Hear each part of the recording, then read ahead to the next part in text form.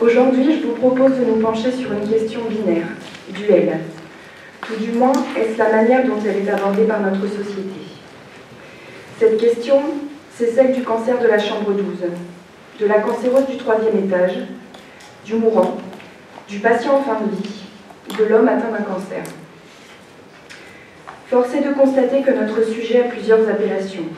Ce n'est pas un hasard, mais plus un abus de langage qui, à mon sens, reflète davantage une partie des connotations largement négatives liées à la période de la fin de vie qu'une réelle compréhension de ce qui se joue pour une personne qui arrive au terme de sa vie. Car oui, le mourant n'est pas mort. Permettez-moi à cette occasion de m'excuser pour la redondance de mon titre, mais j'aime à penser que certaines évidences ne sont pas si évidentes que ça. Donc, si le mourant n'est pas mort, qu'est-ce qu'il est? En voilà une drôle de question. Quelle est donc cette tendance actuelle, prenant racine dans ce qu'il y a de plus obscur et d'insu, pour que s'instaure une DLC sociale? Entendez, une date limite de consommation, une obsolescence programmée de l'homme. L'homme demeure vivant jusqu'au bout. Il s'agit là d'une conception centrale dans les soins palliatifs. Cette approche demande à ce qu'une attention particulière soit portée à toutes les formes d'expression de vie. Aussi infimes paraissent-elles, encore faut-il vouloir les entendre et les voir.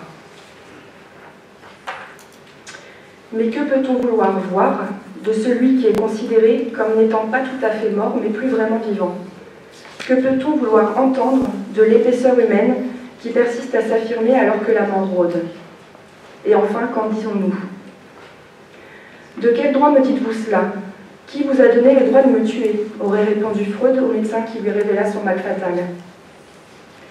La maladie, mais aussi la vieillesse, sont synonymes de mort. Et la mort est à fuir. Il n'y a plus rien à faire d'un point de vue curatif. Les patients atteints d'une maladie grave et évolutive sortent de la seule approche médicamenteuse et entrent dans la complexité des situations.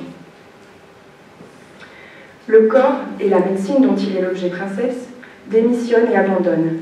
Considéré comme une coquille creuse, l'homme qui était alors un sujet vivant est donné pour mort avant l'heure. Il y aurait donc une mort médicale, qui serait au même niveau que la mort sociale qu'induit ce statut de mourant. Binaire, nous disions dès le début. Vivant, mourant, jusqu'à là ça va. La mort, la vie, d'accord. Mourir, vivre. Et pourquoi pas le mourir, et on inventerait le vivre, et la fin de vie, qui serait équivalent au début de la mort. Le statut de mourant souligne l'invention d'une catégorie qui, en plus d'effacer la mort, la remplace.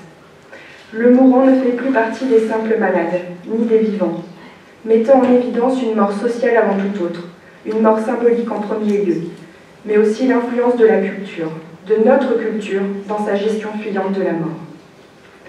D'ailleurs, le mot mort renvoie à la disparition. Mourant renverrait-il à celui qui est en train de disparaître? Par ce statut qui lui est accordé, le mourant est victime de sa déchéance et de ses dégradations, laissé pour compte d'une médecine qui ne peut plus rien pour lui, en proie à la psychologisation de sa mort progressive, elle-même abordée et pensée comme la nouvelle maladie à ne surtout pas attraper. Mettre la mort, toute la mort dans le mourant, pour qu'il l'emporte avec lui, nous en délivre, comme s'il était le seul à mourir ou mourait pour nous. La personne malade et en fin de vie ne fait donc plus partie de la communauté des vivants, et par extension de l'humanité.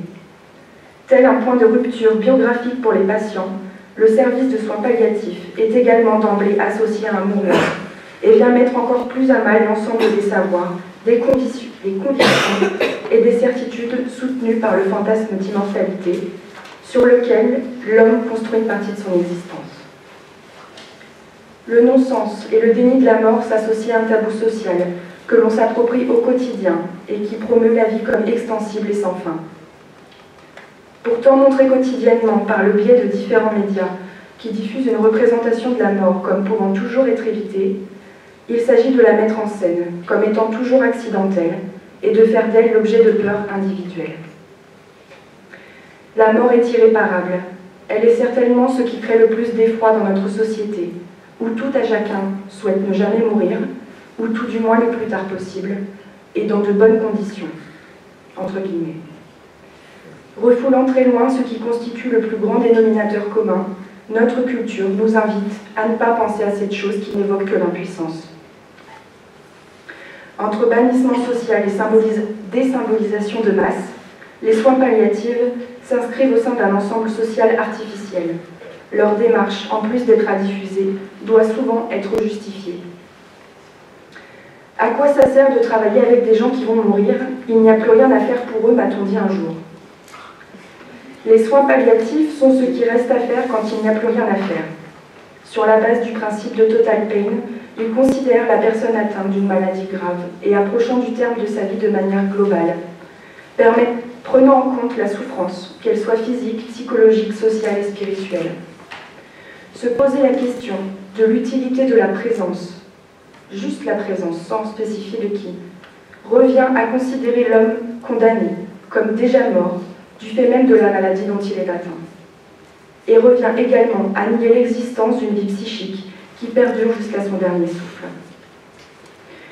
Alors que certains se demandent comment il est possible de travailler avec la mort, comme si la mort était un métier, peut-être serait-il plus pertinent de penser les interventions palliatives comme ouvertes et attentives aux manifestations de vie, qui perdurent et persistent avec ténacité malgré tout. Dans le même ordre d'idées, j'ai pu entendre « c'est trop morbide comme endroit ». Tout à la fois fascinant et repoussant vu de l'extérieur, travailler dans le domaine de la fin de vie interroge ceux qui se déclarent résolument orientés dans un champ où la mort est exclue, notamment sur les motivations ou sur la manière dont peut intervenir celui ou celle qui souhaite travailler dans ce domaine. Car il est vrai que c'est un choix qui suscite chez l'entourage la suspicion de quelque chose de l'ordre du morbide ou du mortifère, tant du côté des équipes que du psychologue ou du terrain lui-même. La connotation morbide, qui est donnée à tout bout de champ dès qu'il s'agit d'aborder la mort de près ou de loin, et en plus d'être un terme exact, me rappelle une phrase de Louis-Vincent Thomas. Rien de plus morbide que l'attitude de celui qui trouve morbide de parler de la mort, comme hier du sexe. Une autre fois, une amie me disait « Je ne pourrai pas travailler avec des gens qui vont mourir, je dois être trop sensible encore ». Il n'est pas rare de penser que la sensibilité est un désavantage lorsqu'on travaille au sein d'un service dans lequel les patients restent en moyenne 3 semaines et qu'ils ne sont plus là parce qu'ils ont pu soit rentrer chez eux ou qu'ils sont morts. À vrai dire, je pense que la sensibilité est le signe même de ce qui nous rend humains.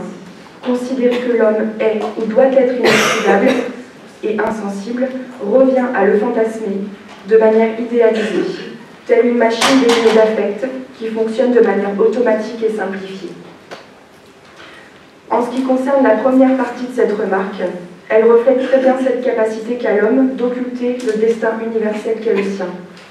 Il est vrai que considérer l'homme uniquement sous l'angle de son inéluctable mortalité est réducteur. Mais notre société et le tabou de la mort qu'elle perpétue au quotidien nous fait oublier ce qui maintenant n'est plus considéré que comme un détail, auquel bien sûr on pensera plus tard, et qui concerne toujours de manière certaine l'autre. Les gens qui vont mourir ne se trouvent pas uniquement en unité de soins palliatifs du fait de la maladie grave dont ils sont atteints, ni uniquement en maison de retraite ou dans des structures dites spécialisées autour de la fin de vie. Ils se trouvent partout, et nous oublions facilement que tout à chacun fait partie de ces gens qui vont mourir. Seulement ces gens-là sont plus visiblement touchés par cette fatalité que les autres. Ils portent les stigmates d'une mortalité oubliée de tous. Mais c'est quoi la mort au juste? C'est quoi être vivant précisément? Quelle différence y a-t-il entre ne plus être mortel, ce que nous sommes tous, mais avoir à mourir bientôt? Suis-je là quand ma mort s'annonce, ou suis-je en vacances de moi-même? Il y a celui qui voit le corps à soigner et celui qui regarde les visages. Que voit ce regard éthique dont nous parle Damien Leguet? La mort de l'un a besoin de la conscience de l'autre, selon Jankélévitch, pour qui la mort est ce qui anéantit la totalité de l'être pensant, pensée comprise. En prenant l'exemple de Socrate qui boit la ciguë, il dit « C'est Socrate qui cesse de penser, et c'est le mystère d'une monade exceptionnelle, d'une ipséité véritablement unique au monde, qui s'annule pour toujours. Ce qui importe est d'écouter la parole et non de regarder le porte-parole. Il ne s'agit pas d'admirer le style, mais de comprendre le sens. La fin de vie n'est pas la mort avant l'heure. Les professionnels qui entourent l'homme atteint d'une maladie incurable ont à en être convaincus. Et il ne s'agit pas d'une croyance, quand les ressources mobilisées par le patient qui continue d'éprouver, de ressentir et de désirer sont autant de manifestations de vitalité psychique singulière et subjective.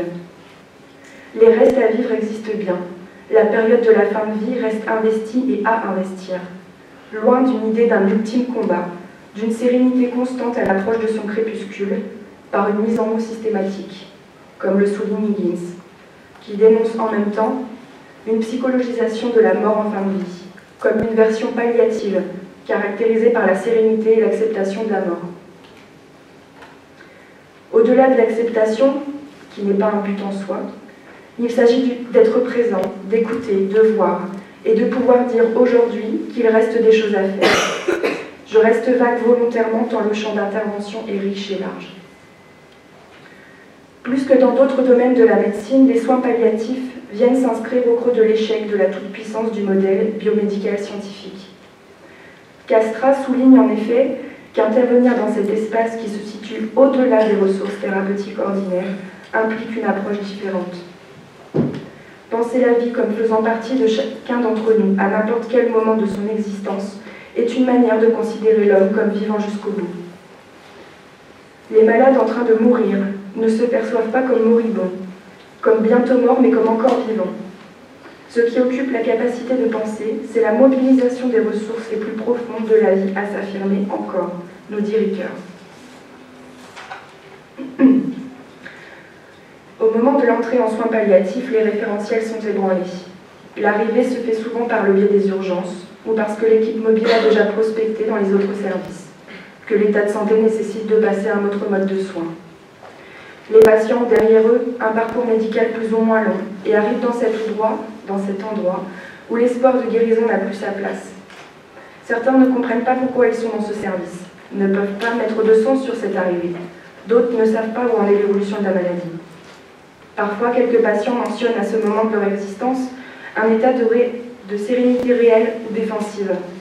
D'autres sont complètement sidérés, d'autres réalisent progressivement, non sans garder des bribes d'espoir, que la mort guette, dans un temps que personne ne peut prédire. Et les derniers instants sont vécus sous autant de formes qu'il existe de subjectivité. Les derniers mois, semaines ou jours sont souvent des moments où les patients ne peuvent penser leur absence à venir. Quitter ce monde est toujours vécu comme un acte prématuré, ou laisser derrière eux ce qu'ils ont été et ce qu'ils aiment est hors sens et inenvisageable. Dans le cas de maladies graves dont l'issue est fatale, une importance est accordée au temps qui précède le décès. Bientôt, mais pas encore, au terme de leur existence, les patients atteints d'une maladie grave sont confrontés à une véritable crise existentielle, lors de laquelle la réalité de leur situation est plus ou moins perçue consciemment.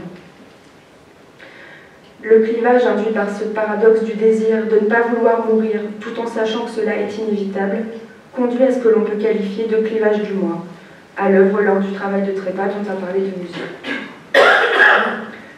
Être en fin de vie ne signifie pas toujours se retirer du monde pour le patient. Au contraire, il peut y avoir une véritable appétence relationnelle et une expansion libidinale qui implique la présence indispensable de l'accompagnant au cours de ce travail. Le patient peut choisir un objet clé avec lequel former une ultime dyade, ultime incarnation de la figure maternelle. Cet objet clé répond avec empathie aux besoins affectifs, psychiques et physiques de la personne malade. Elle l'accompagne sans pouvoir faire l'économie des processus identificatoires en jeu. Et étaye de son propre psychisme, celui du proche qu'elle accompagne pour penser avec lui l'impensable de la situation. Maillard souligne que la parole qui est celle de celui qui s'inscrit dans la certitude que dans peu de temps il ne sera plus, dans la finitude qu'il appréhende par ses propres moyens, n'opère pas une séparation, une rupture des liens. Elle renvoie plus à une tentative de parole inédite, pour répondre à l'effraction de la mort comme inévitablement proche. La personne malade et en fin de vie aurait autant tendance à se séparer de quelque chose d'elle-même que de se séparer de ceux qui l'entourent et des liens qui les unissent. Il s'agirait d'un moment dans l'accompagnement où il est question de renoncer à un avenir en commun. Les projets encore possibles sont de l'ordre du moyen ou du court terme, et suivent la logique du un jour à la fois prônée par la culture palliative. Dans le temps des compromis, les restes à dire et les restes à faire. Dans son étymologie, le mot compromis renvoie à l'action de s'en remettre à l'arbitrage d'un tiers. Il s'agirait de se soumettre ou d'exposer quelque chose à un préjudice. Quel préjudice est plus radical que la mort dans ce contexte de fin de vie? La mort arbitraire, prenant le rôle de ce tiers déterminant les restes possibles. Le point de rupture que constitue l'entrée en soins palliatifs amène le patient malade à renoncer à tout ce qui ne pourra advenir, à tout ce qu'il aurait été possible de faire si la vie n'était pas si radicalement compromise. Le patient renonce dans le sens le plus fondamental du terme. Il renonce à un droit, celui d'être à l'avenir vivant. Il renonce à pouvoir réaliser ses projets de vivant sur le long terme, tout comme de participer à ceux de ses proches. Il n'est pas déclaré mort prématurément pour autant, et peut, quand cela est encore réalisable, faire ce qu'il est encore possible de faire, dire ce qu'il semble être important de dire, avant de mourir. La personne malade, tout comme ses proches, doivent néanmoins renoncer à ce qui ne pourra plus advenir, tout en concevant le temps qu'il leur reste comme étant encore à investir. Ainsi, il n'est pas rare que certains patients se lancent dans des projets à leur mesure. Il y a des mariages parfois. Et il me reste en tête la fête d'anniversaire qu'il avait été organisée pour une patiente qui était dans le service de Roubaix. Les émotions se mélangent, sont parfois difficilement identifiables ou cruellement nommées. L'urgence de vivre n'est plus la préoccupation principale, ou prend alors d'autres formes parfois surprenantes. Quand c'est encore possible, certains mettent leur vie en ordre, règlent quelques dernières affaires, renouent des contacts avec des proches. Non,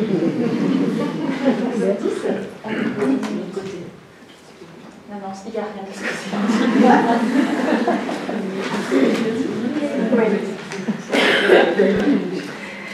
Alors, certains mettent leur vie en ordre, règlent quelques dernières affaires, renouent des contacts avec des proches dont ils se sont éloignés, organisent leur enterrement et se préparent, entre guillemets, à quitter ce monde.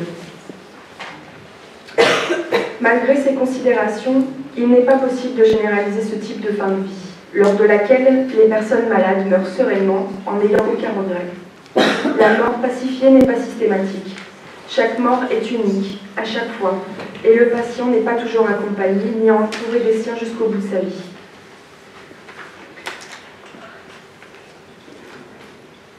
Il s'agit de porter une attention à ces personnes en fin de vie pour qu'elles soient considérées encore et toujours vivantes jusqu'au bout. En d'autres termes, de faire valoir la vitalité qui est la leur, son expression, au cas, par les moyens qui leur sont propres. Dans les temps qui la précèdent, la mort est quoi qu'il arrive un impensable. Dans le cas de maladies graves, le fantasme d'immortalité, entretenu, soutenu par la toute-puissance médicale qui s'avoue vaincue, est comme pulvérisé. L'espoir de guérison devient vain, tant du côté des personnes malades que des proches qui les accompagnent, et qui se voient confrontés à une issue irrémédiable. Certains plaisirs restent ancrés dans les habitudes familières qui tentent de perdurer. La maladie n'empêche pas au rouage du plaisir des plaisirs de s'exprimer, et le désir persiste malgré tout. Autrement dit, il reste un amarre à la vie, à la satisfaction. Les sources de plaisir, les plus nocives ou les plus simples paraissent-elles, ne sont pas toujours détruites. L'homme reste désirant, dans une logique où il ne peut et ne veut plus céder davantage de son existence, déjà trop marquée par la frustration et la privation radicale qu'il connaît. Il reste donc des choses à faire, sans qu'il n'y ait forcément recours à un dire à tout prix. La présence et le soutien peuvent être induits, non pas de manière passive, mais de manière muette, alors que la mort guette, que les mots manquent parfois, et que des faits anodins, qui relèveraient presque du détail, prennent une toute autre importance. Le détail n'est pas des moindres. Il permet la nuance de propos trop tranchés, trop binaires. Il permet de donner du sens à une prise en charge qui se voudrait uniforme, à ce détail près que nous ne travaillons pas avec l'un ou les morts, mais avec des subjectivités bel et bien vivantes. Aujourd'hui, j'ai souhaité vous amener plus à une réflexion qu'à l'exposé d'un ensemble de mécanismes psychiques concernant la personne malade. J'ai souhaité revaloriser l'attention à l'autre face à l'angoisse épaisse de la mort, pour reprendre les termes de Ricoeur. Mon désir était de mettre en tension différents points de vue. Celui de la société au sens large, qui au regard de sa bien-portance, considère, voire fantasme la fin de vie comme dénuée de sens et concernant une part précise de la population. Au terme de cette présentation, j'aimerais partager avec vous une métaphore liée à l'alchimie, métaphore qui m'a beaucoup aidée l'année dernière et que je garde en tête au quotidien. Le caput mortuum signifie littéralement tête morte. Ce mot latin est employé dans une expression propre aux alchimistes pour signifier le principe essentiel des matières annulées. En alchimie, les choix qui sont apportés aux matières de base ainsi que leur préparation demanderaient une connaissance, un examen en profondeur de leur nature et une compréhension de leur structure. Il s'agirait d'une visita interiora terrae, autrement dit, examiner avec application les entrailles de la terre. Les principes de l'alchimie consisteraient notamment en une succession de dissolution et de distillation, dont le but est de séparer avec patience la matière pour en obtenir l'essence et l'extraire de la prison minérale par le démembrement des matériaux. La première opération consisterait à ouvrir la matière première, la pierre brute, pour en séparer les deux principes opposés. À la deuxième dissolution, l'alchimiste obtiendrait le soufre et le mercure, non pas en tant que matière, mais en tant que principe structurel de cette dernière. À la suivante, le mercure serait obtenu et serait utilisé pour purifier les métaux impurs tels que l'or et l'argent. Le soufre, quant à lui, produirait un surplus de matière, un reste indestructible, qui perdurerait malgré les multiples dissolutions et distillations. Il s'agit du caput mortuum.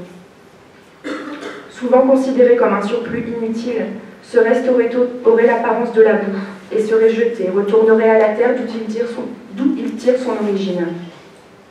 C'est précisément ce reste avec dissolution qui nous intéresse.